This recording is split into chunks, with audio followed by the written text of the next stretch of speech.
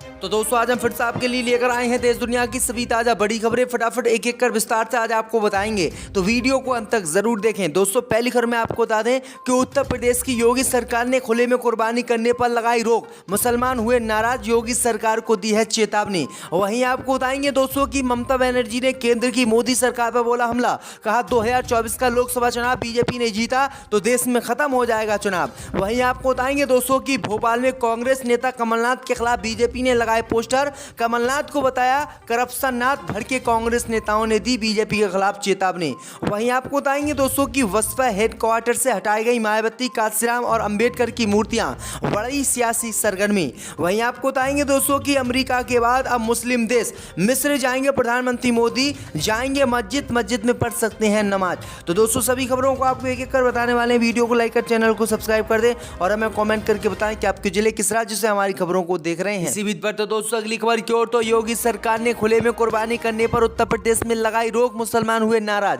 जब दोस्तों आपको बता दें कि कुर्बानी को लेकर उत्तर प्रदेश की योगी सरकार ने नया आदेश जारी किया है, जिससे मुस्लिम समाज नाराज हो गया है।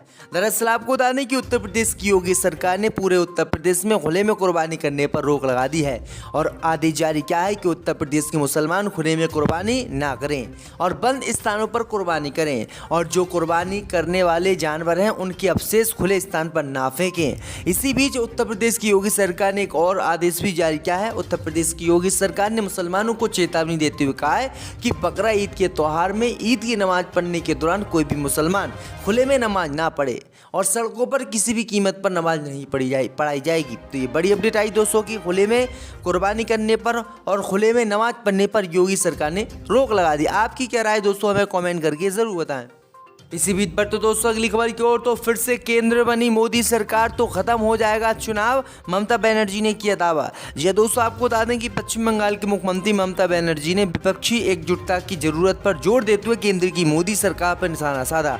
ममता बनर्जी ने कहा कि ये तानाशाह सरकार फिर से लौट आई तो भविष्य में फिर चुनाव नहीं होगा और चुनाव खत्म हो जाएंगे। दरअसल आपको बता दें कि 2024 के लोकसभा चुनाव को लेकर ममता बनर्जी सहित विपक्षी पार्टियां एकजुट हो रही हैं और लगातार बीजेपी के मोर्चा बना रही हैं। इस बीच ममता बनर्जी ने शुक्रवार को विपक्षी दलों की बैठक में कहा कि अगर 2024 के लोकसभा चुनाव में बीजेपी की केंद्र में फिर से सरकार बनती है तो भविष्य में कोई चुनाव नहीं होगा और भविष्य में यह अंतिम चुनाव होगा। इसलिए विपक्षी एकजुटता मजबूत हो और बीजेपी को 2024 के लोकसभा चुनाव में हराएं, उसके बाद ही देश में चुनाव होंगे। इसी बीच पर तो दोस्तों अगली खबर की ओर, तो भोपाल में लगे पूर्व सीएम कमलनाथ के पोस्टर, लिखा करप्शन नाथ, भड़के कांग्रेस नेताओं ने दी प्रतिक्रिया।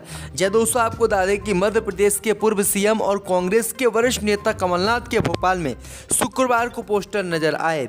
इन पोस्टरों में कमलनाथ की तस्वीर के साथ करप्शन नाथ लिखा हुआ था। इन पोस्टरों को शहर की दीवार पर चिपकाया गया, जिसके सामने आने के बाद कांग्रेस नेताओं ने प्रतिक्रिया दी है। अब कमलनाथ की तस्वीर वाला वांटेड पोस्टर सोशल मीडिया पर तेजी से वायरल हो रहा है।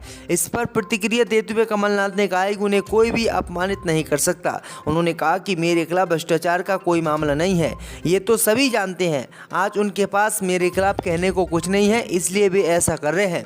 राज्य के पूर्व मुख्यमंत्री ने शुक्रवार को मीडिया से बात करते हुए कहा कि मुझे बीजेपी से किसी प्रमाण पत्र की जरूरत नहीं है क्योंकि लोग गवाह हैं। उन्होंने कहा कि मुझे बदनाम करने के लिए मेरे पोस्टर वांटेड वाले लगाए जा रहे हैं और मुझे करप्शन नाथ बताया जा रहा है, जबकि मैंने ऐसा कोई काम नहीं किया है। इसी बीच पर तो दोस्तों अगली खबर की ओर, तो अमेरिका के बाद अब प्रधानमंत्री मोदी जाएंगे मस्जिद, करेंगे एक और इस्लामिक देश की यात्रा। जय दोस्तों आपको बता दें कि अमरीकी दौरे के बाद प्रधानमंत्री नरेंद्र मोदी 24 जून को मुस्लिम देश मिस्र की 2 दिवसीय यात्रा पर पहुंचेंगे। शनिवार को प्रधानमंत्री का मिस्र की राजधानी काहिरा के मध्य में स्थित लगभग 1000 साल पुरानी अल हकीम मस्जिद का दौरा होगा। दरअसल आपको बता दें कि इस मस्जिद का पुनरुद्धार सऊदी बोहरा समुदाय से जुड़े लोगों के सहयोग से हुआ है और इससे अब पर्यटन गतिविधियों के लिए खोला गया है। प्रधानमंत्री इस समुदाय के लोगों से भी मिलेंगे। दरअसल आपको बता दें कि प्रधानमंत्री मोदी अभी अमेरिका गए थे। अमेरिका से प्रधानमंत्री मोदी कल ही लौटे हैं। भैया आपको बता दें कि अमेरिका से लौटने के बाद प्रधानमंत्री मोदी मुस्लिम देश मिस्र की यात्रा पर जाने वाले हैं और यहाँ पर मस्जिद में भी जाएंगे, क्योंकि प्रधानमंत्री मोदी को कट्टर हिंदुत्ववादी नेता माना जाता है, लेकिन प्रधानमंत्री मोदी कट्टर हिंदुत्ववादी को छोड़कर अब मस्जिद जाने वाले हैं। इसी बीच बढ़ते दोस्तों अगली खबर की ओर तो बसपा हेडक्वार्टर से हटाई गई मायावती की तस्वीर। जय दोस्तों आपको बता दें कि उत्तर प्रदेश की राजधानी लखनऊ स्थित बसपा मुख्यालय से मायावती, काशीराम और अंबेडकर की मूर्तियां लगाई गई थी। अब यह मूर्तियां वहां से हटा दी गई हैं। मूर्तियों को कहां शिफ्ट किया गया है इसका अभी तक पता नहीं चल सका है। हालांकि कहा जा रहा है कि इन मूर्तियों को बसपा सुप्रीमो मायावती के लखनऊ आवास पर शिफ्ट किया गया है। मूर्तियों को हटाने की वजह भी स्पष्ट नहीं है, लेकिन सियासी गलियारों में चाहे कि इसके पीछे 2024 का लोकसभा चुनाव हो सकता है। आपको बता दें कि बसपा कार्यालय पर लगी इन मूर्तियों पर मायावती हर वर्ष महापुरुषों की जयंती और पुण्यतिथि पर माल्यार्पण करने पहुंचती थी, लेकिन बुधवार को चुनावी तैयारियों को लेकर हुई बैठक के बाद इन मूर्तियों को गायब कर दिया गया था, जिसके बाद अब इन मूर्तियों की चर्चा देश में हो रही है। 2000 रुपये के नोटबंदी पर कांग्रेस और आप ने बीजेपी पर बोला हमला। जय दोस्तों आपको बता दें कि केंद्र की मोदी सरकार और आरबीआई ने 2000 रुपये के गुलाबी नोट को वापस लेने का फैसला किया है। अर्थात अब 2000 रुपये के नोटों का सर्कुलेशन नहीं किया जाएगा। पीएम नरेंद्र मोदी ने साल 2016 में नोटबंदी करने का फैसला किया था। इसी दौरान प्रधानमंत्री मोदी ने पुराने 500 और 1000 रुपये के नोटों को बंद कर दिया था। इसी समय 2000 रुपये के गुलाबी नोट प्रधानमंत्री मोदी ने देश में चलाए थे। इसके बाद अब केंद्र की मोदी सरकार ने उन्हीं 2000 रुपये के नोटों को भी बंद कर दिया है। इसको लेकर विपक्ष खूब हमलावर हो रहा है और कांग्रेस समेत आम आदमी पार्टी के नेताओं द्वारा बीजेपी पर तंज कसा जा रहा है। दरअसल आपको बता दें कि कर्नाटक के होने वाले सीएम सिद्धरामैया ने 2000 रुपये के नोटबंदी पर बीजेपी पर हमला बोला है। उन्होंने कहा है कि बीजेपी अपनी नीतियों को लेकर क्लियर नहीं है। जब इस नोट को बंद ही करना था तो 2016 में लाया क्यों गया था? बीजेपी वाले सिर्फ देश की जनता को परेशान करने का काम कर रहे हैं। उन्होंने कहा कि ऐसे ही इन्होंने 2016 में जब नोटबंदी की थी तब लोगों की हत्या हुई थी, लोग परेशान हुए थे, और अब 2000 रुपये का नोट बंद करके ये फिर से देश की जनता को परेशान कर रहे हैं।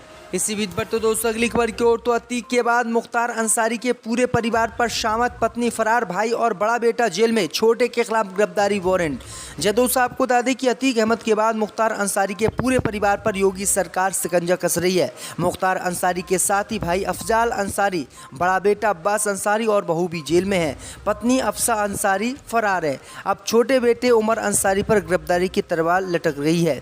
विधानसभा चुनाव के दौरान आदर्श आचार संहिता उल्लंघन के 2 अलग अलग मामलों में मुख्य न्यायिक मजिस्ट्रेट के 2 अलग अलग मामले हुए हैं। इस पर अदालत ने उमर के खिलाफ गैर जमानती वारंट जारी किया है। अब्बास तो कासगंज जेल में बीवी के जरिए पेश हुआ, लेकिन उमर के पेश नहीं होने से आरोप तय नहीं हो सके हैं। कोर्ट ने उमर अंसारी की अनुपस्थिति रहने पर सख्त रुख अपनाते हुए उनके खिलाफ गैर जमानती वारंट जारी कर दिया। मामले की सुनवाई अब जून को होगी। यानी अतीक अहमद के बाद अब मुख्तार अंसारी के पूरे परिवार को बीजेपी सरकार जेल में डालना चाहती है।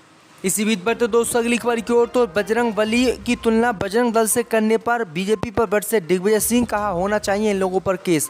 जय दोस्तों आपको बता दें कि मध्य प्रदेश के पूर्व सीएम दिग्विजय सिंह लगातार भाजपा के ऊपर हमलावर रहते हैं। बीते दिनों कर्नाटक चुनाव में हुए बजरंग दल के बैन मामले के बाद वो हिंदू और हिंदुत्व को लेकर लगातार भाजपा पर निशाना साध रहे हैं। एक बार फिर उन्होंने भाजपा सरकार पर तंज कसा है और कहा कि लोग बजरंग बली की तुलना बजरंग दल से कर रहे हैं, उन पर मुकदमा दर्ज होना चाहिए। रायसेन में अपने भाषण के दौरान दिग्विजय सिंह ने कहा कि वे एक सनातनी धर्म को मानने वाले हिंदू हैं, लेकिन जिस तरह से जो लोग बजरंग बली की तुलना बजरंग दल से कर रहे हैं उन पर मुकदमा दर्ज होना चाहिए और भारतीय जनता पार्टी को माफ़ी मांगनी चाहिए। साथ ही कहा कि भारतीय जनता पार्टी द्वारा धर्म को राजनीति का हथियार मानकर राजनीति की जा रही है, जबकि संविधान के अनुसार धर्म का राजनीति में उपयोग नहीं किया जाना चाहिए। इसी बीच बढ़ते दोस्तों अगली खबर की ओर तो आर्यन खान को गिरफ्तार करने वाले समीर वानखेड़े फंस गए। आधा दर्जन विदेश यात्राएं, 5 फ्लैट और महंगी गाड़ी। जी हाँ दोस्तों आपको बता दें कि समीर वानखेड़े तो आपको याद ही होंगे, नारकोटिक्स कंट्रोल ब्यूरो के वही जोनल डायरेक्टर जिन्होंने शाहरुख खान के बेटे आर्यन खान को ड्रग्स के मामले में गिरफ्तार किया था। क्रूज ड्रग्स मामला उस समय बड़ी सुर्खियों में रहा था। विशेष तौर पर इसमें आर्यन खान का नाम आने से ये मामला हाई प्रोफाइल बन गया था। आर्यन खान को तो गिरफ्तार करने के बाद समीर वानखेड़े रातों रात हीरो बनकर उभरे थे और हर कोई उनकी बात कर रहा था। लोग उनकी हिम्मत की दाद दे रहे थे, कैसे उन्होंने शाहरुख खान जैसे बड़े सुपरस्टार के बेटे पर हाथ डाला। लेकिन अब हालात बदल गए हैं। समीर वानखेड़े अब खुद ही ऐसे दलदल में फंसते जा रहे हैं जिससे निकलना आसान नहीं होगा। जिस नारकोटिक्स कंट्रोल ब्यूरो के वह जोनल डायरेक्टर थे, उसी नारकोटिक्स कंट्रोल ब्यूरो ने उनके खिलाफ रिपोर्ट फाइल की है। इस रिपोर्ट में बताया है कि समीर ने अपने परिवार के साथ कई बार विदेश यात्रा की और उनके पास अपनी आय से अधिक संपत्ति है। वहीं आपको बता दें कि जांच में यह भी सामने आया है कि शाहरुख खान के बेटे को जिस समय समीर वानखेड़े ने पकड़ा था उस समय 25 करोड़ रुपए की रिश्वत शाहरुख खान के परिवार से मांगी गई थी और ना देने पर आर्यन खान को इस मामले में फंसाया गया था। तो ये बड़ी अपडेट आई दोस्तों कि आर्यन खान के मामले को लेकर समीर वानखेड़े बुरी तरह से फंस गए हैं और ये अब जेल भी जाने वाले हैं।